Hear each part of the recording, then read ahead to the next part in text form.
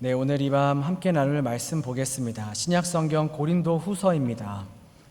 고린도후서 6장 11절에서 13절 말씀입니다.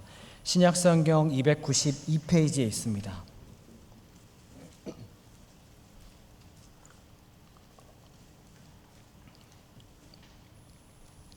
고린도후서 6장 11절에서 13절 말씀입니다.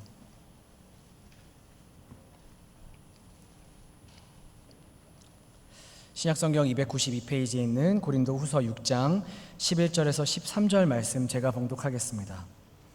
고린도인들이여, 너희를 향하여 우리의 입이 열리고 우리의 마음이 넓어졌으니 너희가 우리 안에서 좁아진 것이 아니라 오직 너희 심정에서 좁아진 것이니라.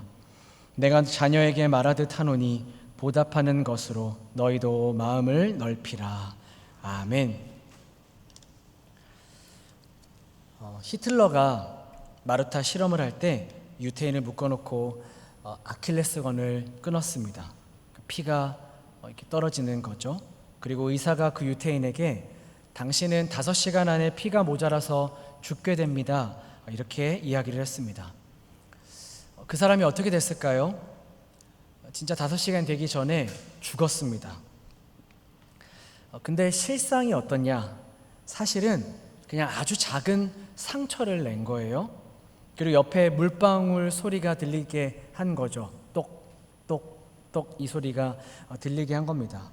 그리고 옆에 의사가 1시간이 지났습니다, 2시간이 지났습니다 라고 말을 해주는 거예요. 그 사람이 점점 몸이 굳어가서 나중에는 숨을 못 쉬어서 죽게 되었다고 합니다. 실제로 그렇게 죽을 정도로의 피를 흘렸나요? 그렇지 않죠. 그렇다면 이 사람은 왜 죽었을까요? 생각 때문에 죽은 겁니다. 자신이 생각하는 것에 이 몸이 반응을 하고 점점 죽음을 향해 이렇게 간 거죠.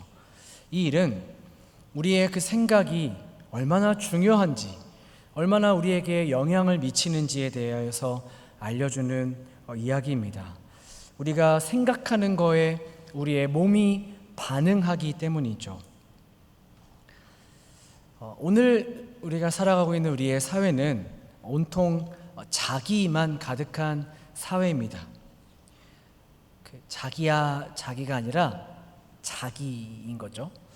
자기 만족, 자기 감정, 자기 행복을 위해서 끊임없이 생각합니다. 그리고 그 생각은 우리를 지배해서 실제 우리의 삶에 영향을 미칩니다. 우리의 몸을 지배하듯이 우리의 마음을 완전히 지배해버리는 것이죠. 여러분은 오늘 어떤 생각을 가지고 이 자리에 앉아 계시나요? 무엇을 기대하는 마음으로 이 자리에 계십니까?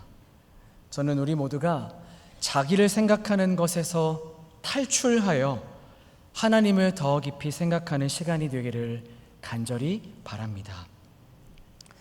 얼마 전에 전 세계적으로 인기를 끊었던 드라마가 있어요. 오징어 게임 들어보셨죠? 담임 목사님도 몇 번 설교를 통해서 말씀해 주셨던 것 같은데, 그 오징어 게임 2번째 이야기의 캐스팅 배우들이 공개가 되어서 또 떠들썩하게 화제가 되었습니다. 오징어 게임 안 보신 분들 많이 계시죠? 저도 안 봤는데요. 왜냐면 좀 잔인하기도 하고 좀 무섭더라고요. 참가자들이 게임을 해서 결국에는 경쟁을 해서 다 죽고 마지막 살아남은 한 사람이 456달러가 되는, 약 우리나라 돈으로 하면 60억 정도에 되는 상금을 얻게 된다라는 게 이제 큰 줄거리입니다. 근데 이 줄거리 안에는 보석 같은 메시지가 숨겨져 있습니다. 이 주인공을 맡았던 이정재 씨가 연기한 성기훈이라는 사람이 있는데요. 이 사람이 굉장히 찌질해요. 근데 마음은 굉장히 따뜻합니다. 그래서 다른 사람들 덕분에 이 게임의 마지막까지 자기가 올 수 있었다라는 것을 이 사람은 알고 있습니다. 그러니까 승자는 패자 덕분에 존재한다라는 것을 알았던 것이죠. 이게 중요한 진실이고 진짜였다라는 겁니다. 그래서 그는 결정적인 순간에 강한 것, 즉 자신에게 이익이 되는 것을 선택하지 않습니다. 아이러니하게도 이 오징어 게임의 승자는 강한 사람이 아니라 다른 사람을 배려할 줄 알았던 이 주인공인 기훈에게 돌아갑니다. 이 드라마 안에서는 시야가 좁아지면 이제 지는 거예요. 그러니까 생사의 갈림길 앞에서 시야가 좁아지면 자기만 바라보게 되는 거죠. 자기 생각에 갇히게 되고 자기만 살려고 하다가 결국에는 지고 죽임을 당하게 됩니다. 그런데 이 진짜를 만난 사람은 상황이 나빠지거나 시야가 좁아질 때 자기 생각에 갇히지 않게 되는 것이죠. 바로 이것이 오징어 게임 안에 있는 숨어있는 메시지 중에 하나라는 것입니다. 성경 본문 히브리서 3장 1절 말씀을 자막을 통해서 한번 볼 텐데요. 여러분들이 한번 읽어주시기 바랍니다. 히브리서 3장 1절입니다. 시작. 그러므로 함께 하늘의 부르심을 받은 거룩한 형제들아, 우리가 믿는 도리의 사도이시며 대제사장이신 예수를 깊이 생각하라. 네, 이 히브리서 3장 1절은 이 땅을 밟으며 살아가는 그리스도인들 모두에게 삶의 중요한 자세 한 가지를 권면하는데, 그것은 바로 예수를 진지하고 주의 깊게 바라보는 것. 오늘 본문의 이 말씀의 표현대로 하자면 예수를 깊이 생각하는 자세입니다. 아무리 오늘 우리의 삶의 정황이 나빠지고 조건이 좋지 않다 하더라도 나에게만 갇혀있는 이 좁아진 생각의 틀에서 벗어나서 오늘 이 시간 우리 모두가 예수를 깊이 생각하는 시간이 되기를 바랍니다. 왜요? 그분이 어떤 분이시기 때문일까요? 그분이 진짜이시기 때문이죠. 마태복음에서 예수님이 염려하지 말아라 라는 말씀을 가르치시면서 구약의 솔로몬의 왕의 예를 듭니다. 그가 왕이라는 힘과 권세를 가지고 아름답고 찬란한 그 왕의 옷이 얼마나 휘황찬란했겠어요. 그런 옷을 입었다 하더라도 저 들에 있는 꽃이 지닌 아름다움과 그 영광을 이기지 못한다라고 말씀하십니다. 세상에 그 어떤 찬란하고 아름다운 것들보다 우리 하나님의 아름다우심과 영광스러움이 진짜이기 때문이고, 하나님은 그 아름다움과 영광을 오늘도 우리의 삶에 쏟아부어주고 계시는 분이시기 때문이죠. 그래서 나를 깊이 생각하는 시간이 아니라 하나님을 깊이 생각하는 오늘 이 밤이 되기를 바랍니다.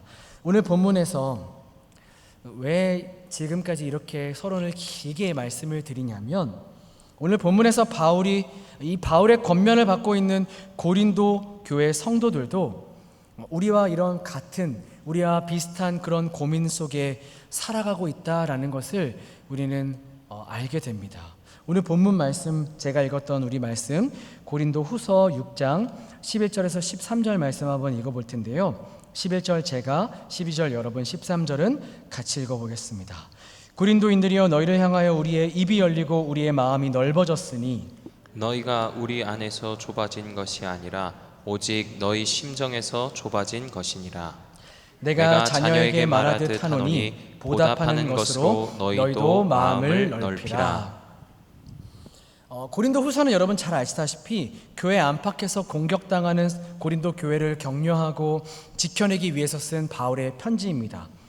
그러니까 믿음을 지켜내는 것에 대한 실제적인 박해가 계속 교회에게 있었고, 또 여전히 남아있는 교회 안에서 분열과 또 바울의 사도권에 대한 그 많은 공격들을 막아내기 위해서 쓴 편지입니다.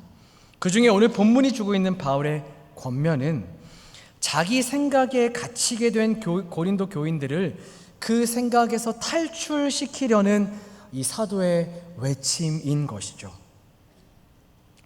우리가 이 본문을 이렇게 대하면 한 번에 그 의미를 좀 이해하시기 좀 어려우실 것 같아서 쉬운 성경 버전을 좀 여러분들에게 읽어드리려고 합니다. 12절의 고백이 이렇게 되어 있는데요. 여러분 자막을 한번 보시죠. 우리가 여러분을 작게 만든 것이 아닙니다. 여러분이 작다고 느끼는 것은 여러분 자신에게서 비롯된 것입니다. 여러분의 삶이 작지 않은데도 여러분은 작게 살고 있습니다. 교회 안팎에서의 그 공격으로 인해 고린도 교회 교인들이 많이 위축이 되었습니다. 그래서 바울은 이 고린도 후서 편지를 시작하면서부터 환난과 고난에 대한 이야기를 시작해요. 우리가 받고 있는 그 환난을 덮고 있는 위로와 소망이 있는데 같은 환난 가운데 있는 너희들에게도 동일한 위로가 있기를 소망한다. 우리와 같은 환난을 겪고 있는 너희에게도 견디게 하시는 은혜가 있기를 소망한다 라는 말로 고린도후서 1장을 시작을 합니다. 우리는 시대적인 상황을 잘 이해하고 있죠. 어디를 가도 평안을 찾기 힘든 상황 가운데 있습니다. 교회 밖에서도 교회 안에서도 끝이 없는 것 같은 공격이 지금 이들에게 지속되고 있고, 그것이 그런 환경과 그런 분위기가 이들을 완전히 집어삼키고 있죠. 그래서 이들의 마음이 굉장히 좁아져 있습니다. 여유가 없는 거죠. 그렇게 이들이 작아져 있습니다. 자신들이 아무것도 아닌 것처럼 여겨지지 않았을까요? 교회 밖에서도 힘과 권세를 좀 가져서 우리가 막 그 성도들이 무언가를 막 바꿔가거나 핍박을 멈추거나 그렇게 막 상황을 바꿀 수가 없는 거죠. 그들은 힘과 그런 권세를 갖고 있지 않았습니다. 교회 안에서도 끊임없는 분쟁과 잘못된 가르침이 난무하고 그 교회가 굉장히 혼란스럽습니다. 그래서 이들이 위축하고 작아져 있는 거죠. 아무런 힘도 없는 것 같은, 진짜 아무것도 아닌 것 같아 보이는, 어떤 영향력도 발휘할 수 없는 그런 존재같이 스스로들을 여겼을 겁니다. 그런데 바울이 얘기하는 거죠. 여러분의 삶은 작지 않습니다. 여러분은 그런 존재가 아닙니다. 여러분이 스스로 작다고 여기는 것은 여러분들의 지금 마음에서 비롯된 겁니다. 자기 생각에만 사로잡혀서 그 시야가 좁아지고, 그래서 그저 자신밖에 볼 수 없게 되어버린 그들은 스스로 그렇게 스스로에 의해서 움츠러들어서 살고 있는 것이죠. 그러니 여러분, 얼마나 초라해 보였겠어요? 얼마나 자신들을 보며 이게 뭐지? 내가 지금 제대로 살고 있는 건가? 라는 생각 얼마나 많이 그랬겠어요? 얼마나 형편없어 보였겠어요? 나는 누구인가? 신앙이 무엇인가? 그리스도인으로 살아간다는 것이 무엇인가? 여러분, 거기에서 내리는 답이 얼마나 초라하고 비참해 보였겠어요? 도무지 열매가 발견되지 않으니까요. 그런 이들에게 너희가 누구인지를 직시하게 한 바울은 그 뒤에 바로 이렇게 고백합니다. 13절인데요. 13절 한번 여러분 자막을 보시고 여러분들이 한번 읽어주시면 좋겠습니다. 시작. 나는 할 수 있는 한 알기 쉽게 애정을 듬뿍 담아서 말씀드립니다. 여러분의 삶을 넓히십시오. 탁 트인 마음으로 대범하게 사십시오. 네, 아니야, 절대로 그렇지 않아. 내가 진심에 나의 마음을 담아서 내가 내 자녀에게 말하는 것처럼 간절하게 이야기할게. 너의 삶을 넓혀라. 너희들의 삶을 넓혀라. 좁아진 마음을 열고 대범하게 살아가야 해 라고 바울이 이야기합니다. 왜요? 왜 그들이 삶을 넓히고 마음을 넓혀 대범하게 살 수 있다고 확실하게 선언하고 있을까요? 그들에게 이미 열려있는 풍성한 삶이 있기 때문입니다. 이 모든 상황과 그들이 처해져 있는 이 모든 환경을, 그들이 그 자신 스스로를 어떻게 생각하든 그 모든 것들을 뛰어넘어서 그 모든 것을 재해석할 수 있게 만드는 그들에게 열려있는 아름답고 풍성하고 강력한 삶이 있기 때문입니다. 11절에서는 이렇게 이야기하고 있죠. 사랑하는 고린도 교우 여러분, 나는 여러분이 이토록 활짝 열려있는 풍성한 삶에 참여하기를 간절히 바라고 있습니다. 여러분, 그 삶이 무엇인가요? 그들에게 이토록 활짝 열려있는 그 풍성한 삶이 어떤 삶인가요? 주를 믿고 따르는 신자의 삶의 그 정체성을 가장 잘 그려내고 가장 아름답게 설명해 주고 있는 성경에 여러 가지 본문이 있지만, 그런 가장 아름답고 가장 잘 성도의 삶이 어떤 삶인지를 그려낸 본문이 바로 우리가 오늘 읽었던 본문 앞 구절에 그 고백에 기록이 되어 있습니다. 3절부터 10절 말씀, 오늘 본문 지금 읽으셨던 것처럼 쉬운 본문으로, 쉬운 성경으로 여러분들에게 말씀을 드릴 텐데요. 자막을 보시면서 눈으로 한번 쭉 따라오시면 좋겠습니다. 여러분은 우리가 하는 모든 일에 의문을 던지다가 때를 놓쳐 하나님의 일을 그르치는 일이 없게 하십시오. 우리가 하나님의 종이 되어 하는 일은 세세한 부분에 이르기까지 정당함을 인정받습니다. 우리가 힘겨운 시기와 역경과 고난 속에서도 정신을 바짝 차리고 흔들림 없이 우리의 자리를 지키고 있는지 사람들이 지켜보고 있습니다. 우리는 매를 맞고 투옥되고 습격을 받으면서도 열심히 일하고 늦게까지 일하고 식사도 거른 채 일합니다. 깨끗한 마음과 맑은 정신과 착실한 손으로 일합니다. 우리는 온유함과 거룩함과 정직한 사랑으로 일합니다. 우리가 진리를 말할 때에도 하나님께서 자신의 능력을 보이실 때에도 그리합니다. 우리는 최선을 다해 사태를 바로잡을 때에도 칭찬을 받거나 비난을 받거나 비방을 받거나 존경을 받을 때도 그리합니다. 우리는 의심을 받을 때도 있지만 우리의 말에 정직합니다. 세상이 우리를 무시하지만 하나님께서는 우리를 인정해 주십니다. 죽었다는 소문이 돌기도 했지만 우리는 멋지게 살아 있습니다. 우리는 거의 죽을 정도로 맞았지만 죽지 않았습니다. 우리는 슬픔에 잠겼으나 항상 커다란 기쁨으로 가득 찼습니다. 우리는 후원의 의지에 살면서도 많은 사람을 부유하게 합니다. 우리는 가진 것이 없지만 모든 것을 가진 사람입니다. 여러분, 이것이 신자의 삶입니다.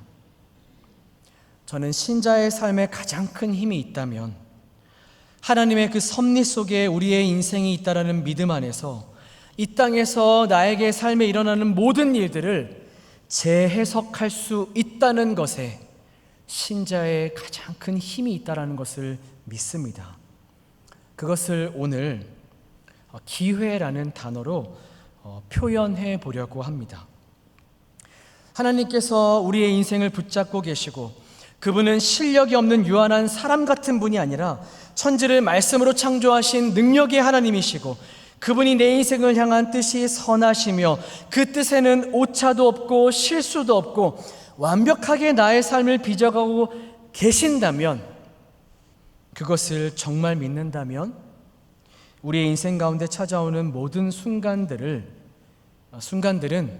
우리에게 기회일 것입니다. 무슨 기회일까요? 천지를 창조하신 하나님의 능력이 한치의 실수도 없이 내 삶을 위해서 일하고 계신다라는 것을 우리의 삶으로 증명해내고 확인할 그런 기회입니다.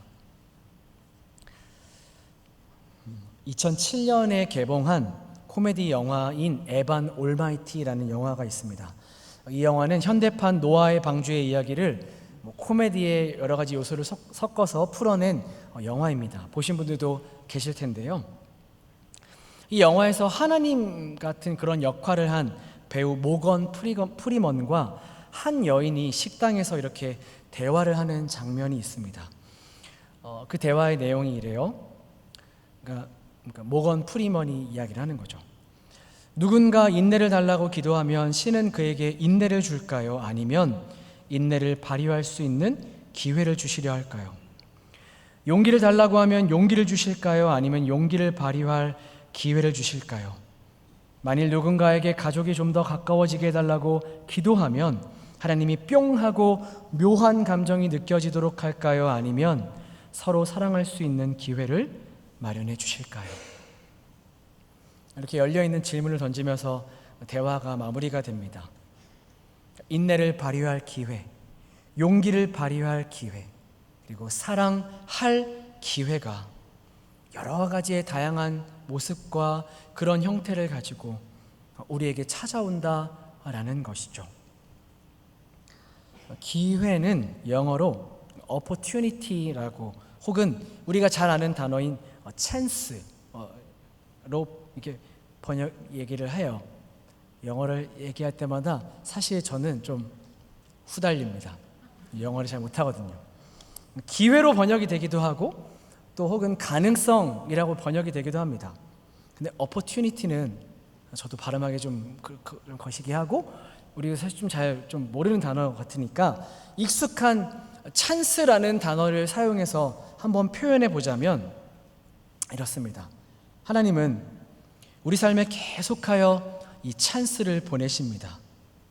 우리가 게임할 때 그 문제를 풀 수 없을 때, 풀 지혜도 없고 풀 힘도 없을 때 찬스를 사용하는 것처럼 하나님은 우리의 삶에 다가오는 많은 문제를 해결할 수 있는 사람, 그것을 통과해낼 수 있는 사람으로 우리를 만들어 가시는 그 방법으로 찬스를 우리의 삶에 허락해 주신다라는 것이죠. 이겨낼 기회, 뛰어넘을 기회, 다시 지지 않을 기회, 그 힘을 내 것으로 움켜쥘 기회, 그 지혜를 얻을 기회를 우리의 삶에 계속하여 보내주신다라는 것입니다. 바울이 오늘 고린도 교인들에게 하고 있는 말이 바로 이것이죠.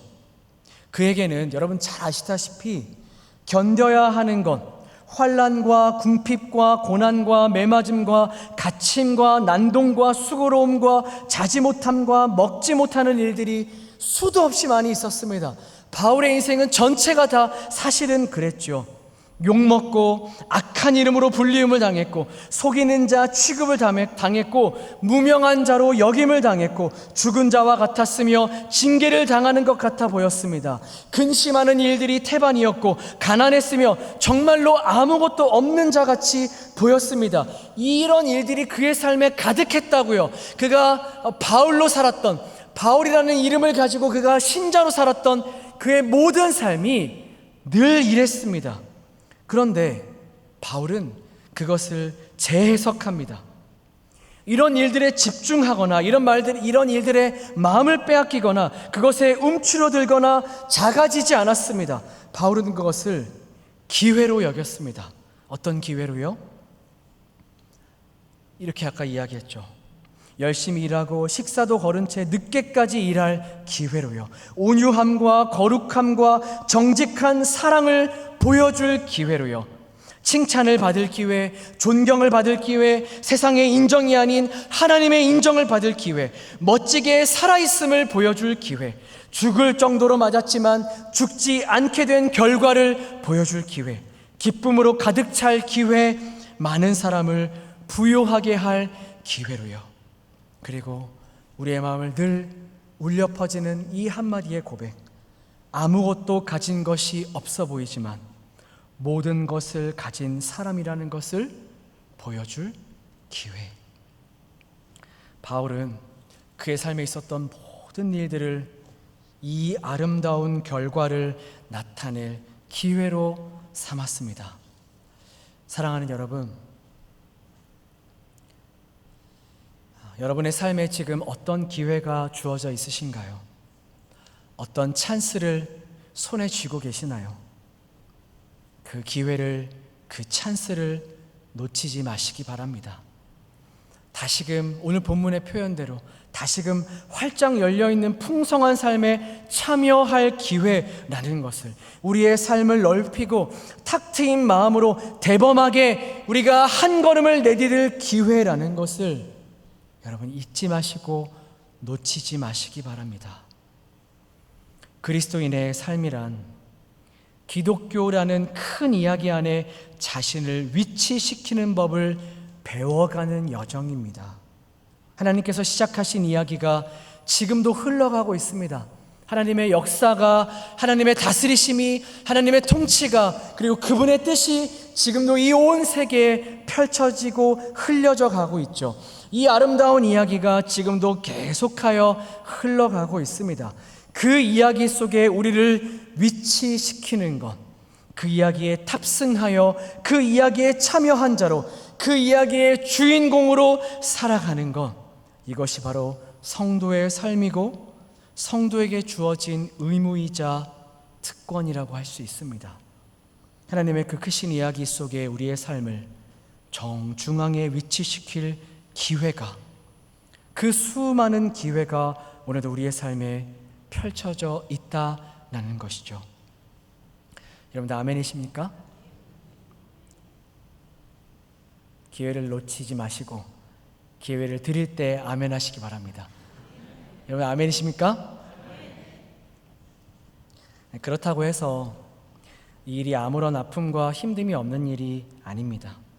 여러분 잘 아시다시피 그 일은 고통을 수반합니다. 박영선 목사님께서 이 고통의 시간을, 그런 고난의 시간들을 기회로 확인하는 그 모든 과정을 설명하시면서 이렇게 표현하셨는데 한번 들어보시죠. 눈물을 흘립니다. 많이 울어야 합니다. 때로 아파서 비명을 지르기도 합니다. 그런 일들이 태반입니다. 그러나 그것은 망했다는 증거는 아닙니다. 실패의 증거가 아닙니다. 우리가 울며 소리 지르며 비명을 지른다는 것은 견디겠다는 우리의 의지입니다. 행복이 뭘까요? 아무런 걱정이 없는 게 행복이 아닙니다. 그러면 그냥 그건 무생물인 겁니다. 사람은 생각해야 합니다.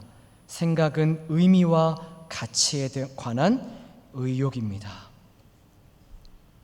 사랑하는 여러분, 우리의 삶만이 그런 것이 아니라 하나님이신 그 예수님도 이 땅에서 그렇게 사셨습니다. 예수님은 사자셨지만 어린 양이셨습니다. 예수님은 승리하셨는데 그 승리는 십자가에서의 승리였습니다. 나의 하나님 어찌하여 나를 버리셨나이까? 라는 주님의 절규는 실패의 목소리가 아니라 견디겠다는 주님의 의지였습니다. 여러분, 오늘 이 밤에 곰곰이 깊이 생각해보는 이 밤이 되시기를 바랍니다. 우리의 삶은 작지 않습니다. 우리가 작다고 느끼는 것은 우리 자신에게서 비롯된 것입니다. 인생의 파도 앞에, 그 두렵고 그 긴장감 앞에 우리의 시각이 좁아져서 그저 나의 삶, 그저 내 길밖에 보지 못하기 때문입니다. 우리의 눈을 들어 하나님의 일하심을 바라보기를 원합니다. 이토록 우리의 삶에 활짝 펼쳐져 있는, 열려있는 그 풍성한 삶에 참여하기를 간절히 원합니다. 때마다 시마다 주어지는 그 기회를 우리가 붙잡아서 하나님의 일하심이 내 인생에 있음을 우리의 눈으로 똑똑하게 확인하는 우리가 되기를 소망합니다. 그래서 여러분, 이 세상 앞에 우리가 멋지게 살아있음을 보여줄, 우리가 죽지 않게 되었다라는 것을 보여줄, 모든 것을 가진 자라는 그 삶을 보여줄 그 기회가 오늘도 우리에게 열려 있음을 알고 이 기회를 손에 붙잡고 이 기회를 놓지 않으시는 우리 모두가 되었으면 좋겠습니다. 우리 찬양팀들 좀 나와주시고요. 함께 찬양하며 좀 기도하겠는데, 힘들고 고달프지만 그 시간들을 버티고 견디게 하실 은혜가 오늘도 우리에게 있습니다.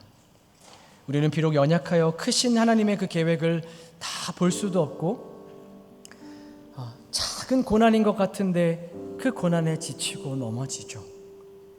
그리고 좀 한번 이겨서 괜찮은 것 같은데 또다시 그 작은 고난이 찾아와도 넘어지고 쓰러지는, 슬퍼하고 우는 우리의 모습을 발견합니다. 그럼에도 불구하고 죽게 묶여있는 사슬이 오늘도 그 은혜와 긍휼과 그 자비를 다시금 확인하는 자리로 우리의 인생을 이끌어갑니다. 그의 능력이 내 것이 되게 합니다. 그래서 나는 은혜가 아니면 살 수 없다라고 고백하게 되는 것이죠.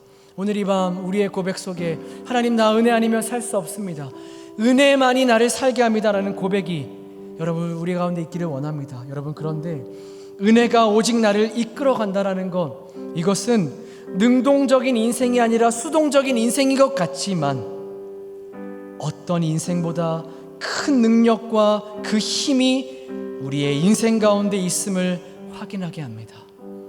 은혜 아니면 나는 살아갈 수가 없는 존재입니다라는 이 고백은 어떠한 힘과 능력이 우리 안에 있어서 살아갈 힘과 은혜를 우리에게 공급한다라는 것을 확인하는 자리입니다. 오늘 이 밤 이 기회를 우리의 것으로 움켜쥡시다. 하나님의 일하심이 아무것도 아닌 자 같으나 모든 것을 가진 자임을 진짜로 확인하며 살아가는 우리로 만들다라는 것을 우리가 기억하며 그 은혜를, 그 기회를 손을 붙잡고 그렇게 고백하며 찬양으로 고백하고 기도하고 부르짖는 오늘 이 밤이 되기를 소망합니다. 우리